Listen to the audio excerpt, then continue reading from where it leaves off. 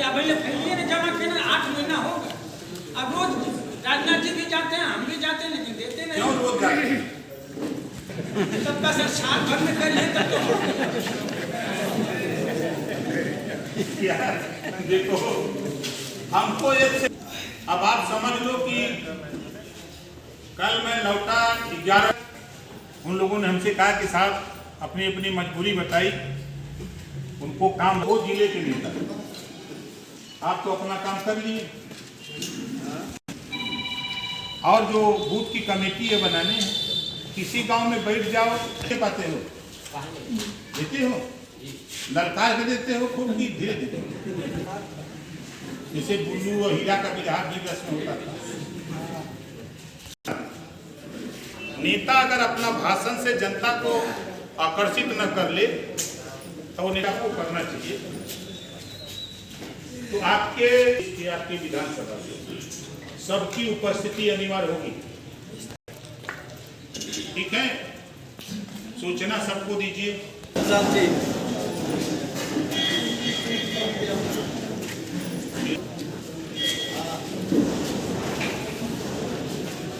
इसमें पुराने जमाने का तो नहीं है।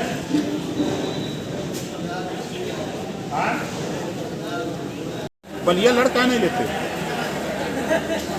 हम 50,000 वोट भी देंगे, हम 50,000 वोट देंगे, बूथ बता देंगे कि इन बूथों पर इतना वोट आपको मिलेगा, इसके बाद भी चुनाव हार जाएंगे, कह दीजिएगा, आके लड़ लें।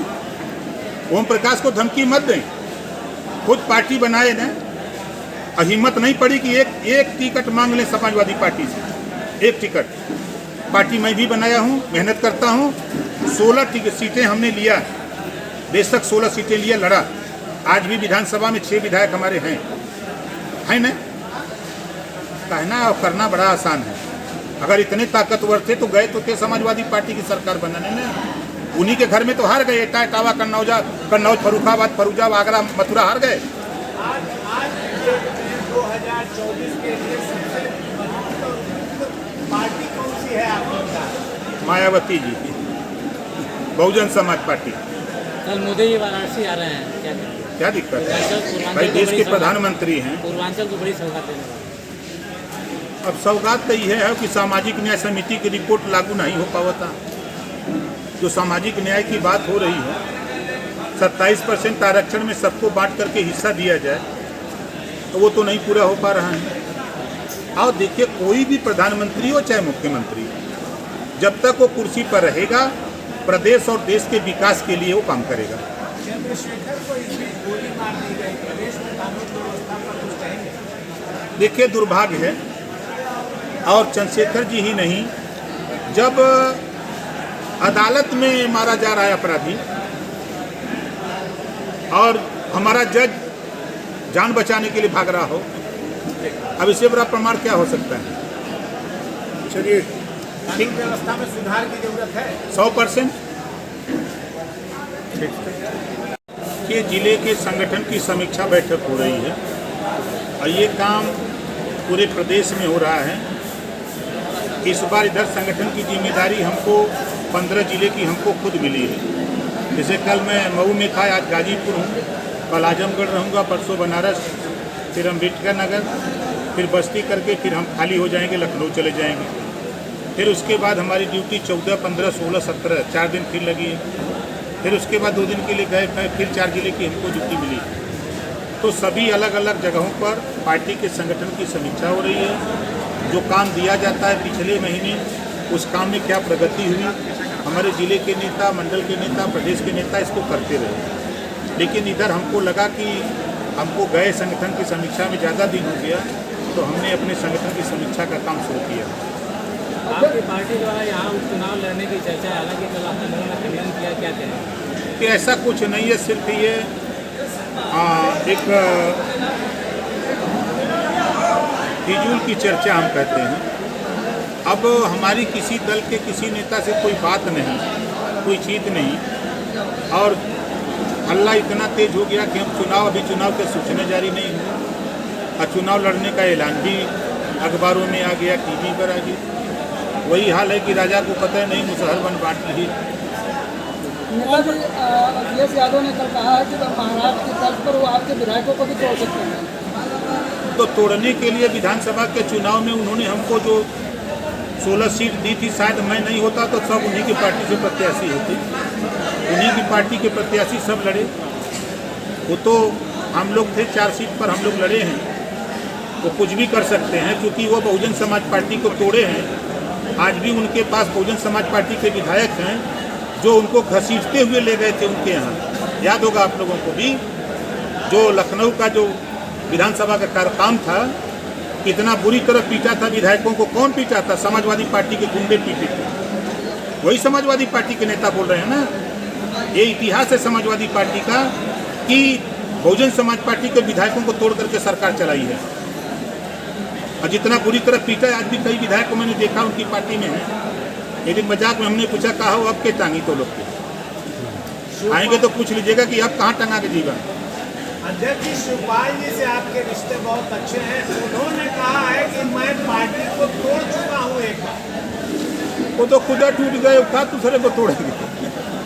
वो प्रगतिशील समाजवादी पार्टी बनाए और बेचारे इतना ताकतवर थे कि फिर समाजवादी पार्टी से चुनाव लड़े और पार्टी का विलय कर दिए।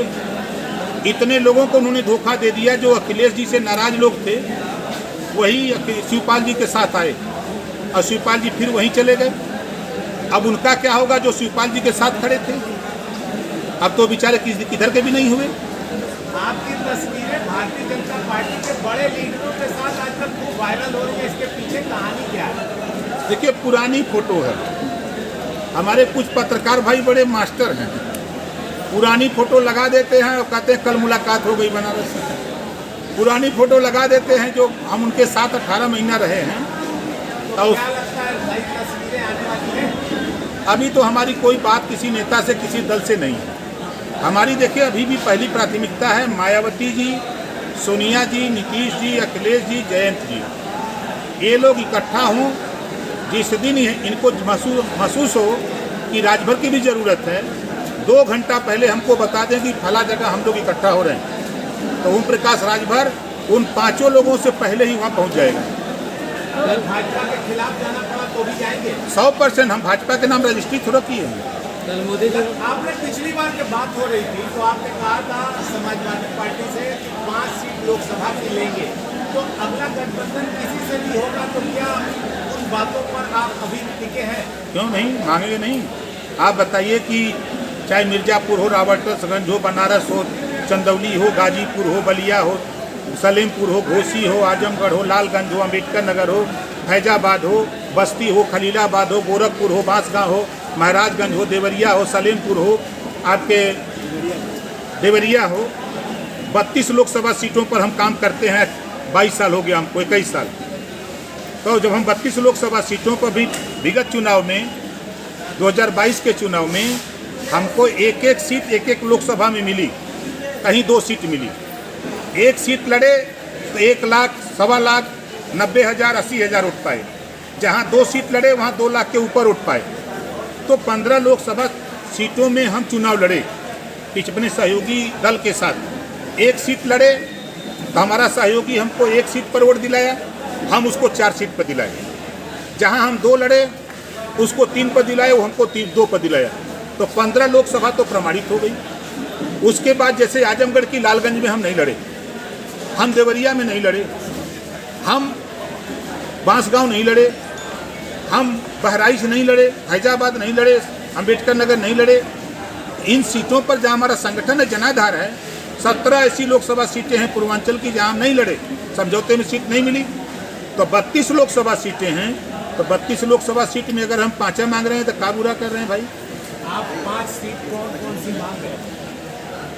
अब मांगने के लिए तो हम जो भी सीट मिल जाए, चाहे गोरखपुर मिल जाए, चाहे बांसगांव मिल जाए, चाहे बहराइच मिल जाए, चाहे गाजीपुर मिल जाए, चाहे चंदौली मिल जाए, सलेमपुर मिल जाए, लालगंज मिल जाए, कोई सीट मिल जाए। अपना संगठन है, जनाधार है, गठबंधन, लड़ाई 1 नंबर। जी, आप वरिष्ठ राजनीतिक हैं भारत के, उत्तर प्रदेश के। जिस तरह से महाराष्ट्र में राजनीतिक घटनाक्रम बदला है उसको किस रूप से देखते हैं? नहीं, देखिए एक चीज़ तो कहूँगा कि अभी हमारे देश के प्रधानमंत्री जी ने भाषण दिया 70 लाख करोड़ रुपया एनसीपी पे आरोप लगाते हैं, सभी लोगों ने देखा। और वही आरोपी महाराष्ट्र में सरकार में शामिल हो गया। कहाँ रह गई गारंटी? जिस गारंटी की बात हो रही है वो गारंटी कहाँ रह गई? हम तो साफ साफ कह रहे हैं, हम साथ में थे। हम तो जातिवाद जनगणना 20 साल से आपके बीच में कह रहा हूँ। आज कांग्रेस ने मान लिया ना कि जातिवाद जनगणना की आवश्यकता है। आज नीतीश जी ने मान लिया ना। मैं तो नीतीश जी को बधाई देता हूँ कि आपने बजट अलॉट कर दिया और आदेश भी दे दिया अपने प्रदेश में। लेकिन यही सूबे के मुख्यमंत्री रहे, चाहे अखिलेश जी हो, चाहे मायावती जी हो, चाहे कोई हो, किसी की हिम्मत नहीं पड़ी कि कोई बजट दे जातिवाद जनगणना के लिए। जब तक जातियों की गिनती नहीं होगी तब तक ना तो शिक्षा के लिए बजट, ना स्वास्थ्य के लिए बजट, ना रोजगार के लिए बजट, ना नौकरियों में हिस्सेदारी नहीं मिलेगी। भारत का एक स्टेट है तेलंगाना, केजी से पीजी तक 500 कॉलेज खोलकर 4 करोड़ आबादी में 2 लाख बच्चों को, गरीबों को निःशुल्क शिक्षा दे रहा है तेलंगाना की सरकार। लेकिन क्या है यूपी में? 2 स्टेट भारत में हैं, 300 यूनिट बिजली फ्री दे रहे हैं। क्यों नहीं उत्तर प्रदेश में हो रहा है? ये तो मैं डंके की चोट पे कह रहा हूँ। और उठा के देखिए, आधी आबादी महिलाओं की है। सुनने में आ रहा है कि आप भी बहुत जल्द कैबिनेट में जा सकते हैं, तो अब ये प्रस्ताव जाएगा? नहीं, ये तो आप लोग जो है, बिल्कुल हम तो इसी पे लड़ते हैं। आप बताइए कि जब से हम आपके संपर्क में हैं, 20 साल के ऊपर हो गया, हम अपने मुद्दे से हटे हों।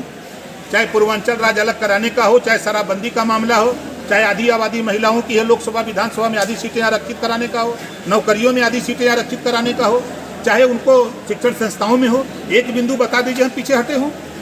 हम तो साफ साफ कहते हैं, जिसकी जितनी संख्या भारी उसकी उतनी हिस्सेदारी। ये लड़ाई तो हम चाप के लड़ रहे हैं। मीडिया रिपोर्ट्स के अनुसार आप जो है वो सरकार में शामिल हो सकते हैं, इसकी कितनी संभावना है? देखिए, जब मैं अखिलेश जी के साथ था, बड़ी चर्चा थी कि कल चले जाएंगे, रात ही को चले जाएंगे, दिन सहारा 4 बजे चले जाएंगे। लेकिन आपने देखा कि हम लड़े।